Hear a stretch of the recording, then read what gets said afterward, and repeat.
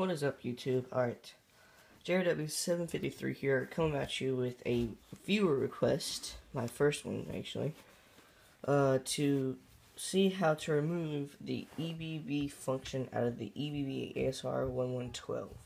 First, just take out the front pan.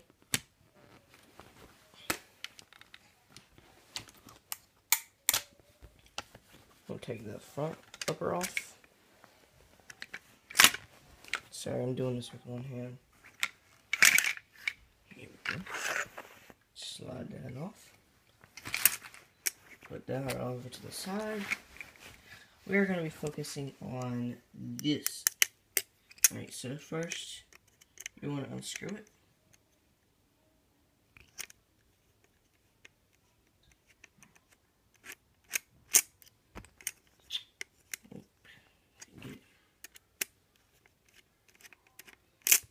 There we go. Alright, you're going to want to take it off. And we're basically focusing on this. This is what causes the electric buildup. Scoop that up. Alright, so what you're going to do, you want to grab some needle nose pliers. And you're going to check out the end of this thing. Alright, so as you can see here, I have, once it adjusts, if it does adjust, there it is. Folded down these two little, let's see if I get closer, the two fins.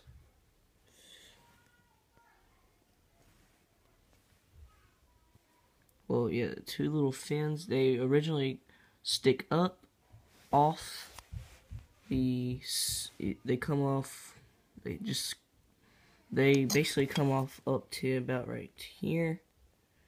And what they do is they get in between the coil of the spring, and what that does, it basically, whenever you fire it, whenever the spring goes back and forth, basically drags it, the bolt along with it.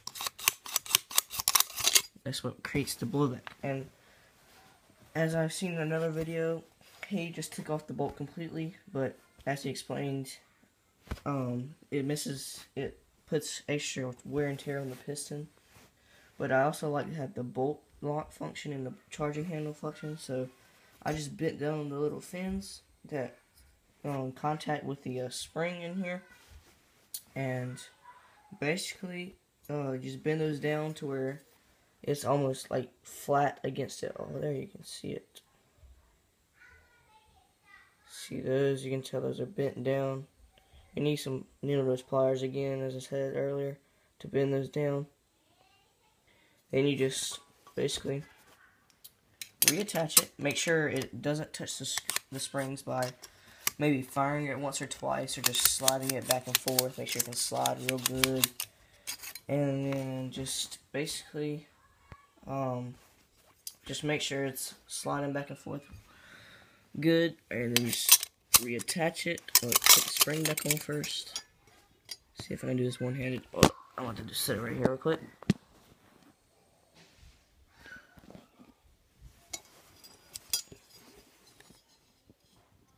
This spring just slides right back on there, and you're pretty much set.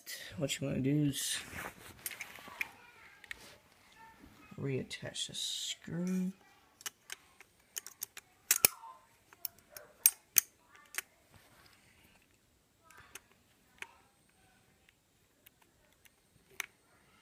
See if I got it in here. Hold up with it.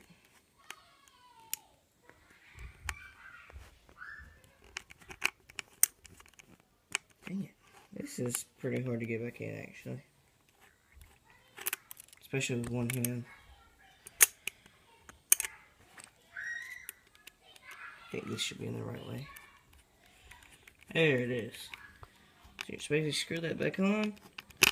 Just make sure you don't get it too tight, or the bolt will restrict the movement. You want to move it. You want to make it move freely, but with friction. And as you can see, if I can do this with one hand, see if I can get the bolt to lock. Where's it at? There it is. And then it's locked. And that still works. Works very well too. Still use the charging handle as is too. And then basically that's all it is. My innovation to what the other person on YouTube has showed me. Which I thank him, I give him credit for giving me the idea. And basically, slide it back on. See if I get the pin in one-handed. There we go. Pin.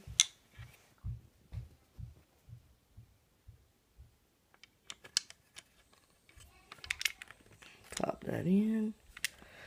Oh, there we go. We'll make sure it's lined up right. Then pop it in. Alright, there we go. And I forgot to put charging handle in, but okay. It still works though. Yeah, you can tell. But I forgot to put that in. It's okay. Alright. So, that's basically all you do. DRW753 out. Peace.